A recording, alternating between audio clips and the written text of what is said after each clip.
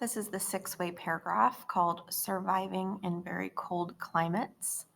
So you can make a prediction about the story by reading the title, Surviving in Very Cold Climates. So I'm thinking of a cold climate could be maybe the North Pole, the Arctic, maybe parts of Alaska. Um, and then surviving in this climate, maybe animals or people or plants. So let's read and find out. Imagine going to sleep in October and waking up in May. Animals such as marmots and ground squirrels stay warm by sleeping all winter. All this time, they do not wake up once. This special kind of sleep is called hibernation. During this sleep, the heart slows down and the animal breathes more slowly. It doesn't move around, so it uses less energy. Animals like the marmot and the ground squirrel inhabit the coldest parts of the world. They need special talents to survive in these frigid places. Their furry coats keep them snug when the temperature falls below zero. It often gets this cold in the Arctic, a land that is just below the North Pole. Before the long winter, some animals eat and eat. After a while, they grow very fat. When winter comes, they live on the fat saved up on their bodies. The fat layers help keep them warm. Arctic animals also have other ways to beat the cold. Rabbits in the Arctic, for example, have very small ears. Small ears keep heat in, while big ears let it out. Small things usually keep heat in. Have you ever slept in a room that is very small and noticed how hot it can get? It rarely gets warm in the Arctic, but although summer seasons there are very short, the sun shines brightly. Plants seem to spring up before your eyes.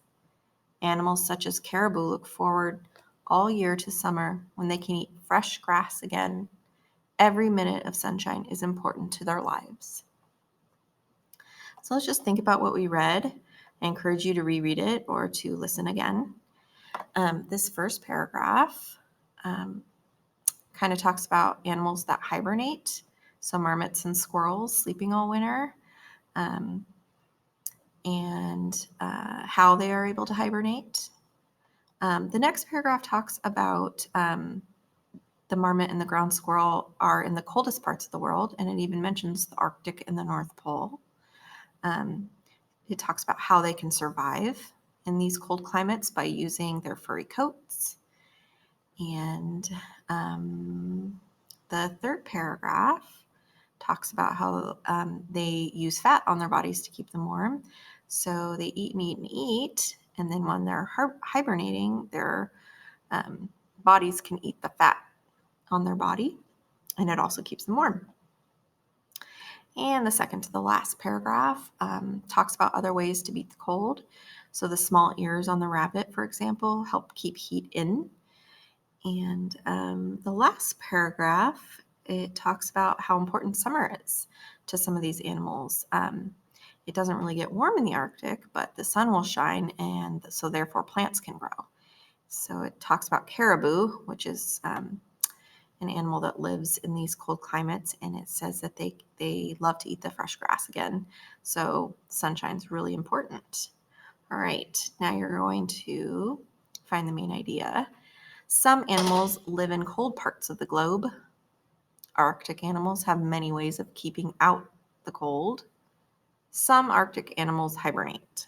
All right, so one of these is the main idea. So choose that one first, and then you're going to think about which statement is too broad and which statement is too narrow to be the main idea. Too broad means that it's more of a general statement and not about what we just read. And then the statement that is too narrow is going to be more about maybe one specific thing we learned from our passage, but not an overall main idea. All right, number 2. Another good title for this passage would be The Arctic Summer, Marmots and Squirrels, Keeping Warm in the Arctic, Freezing Temperatures.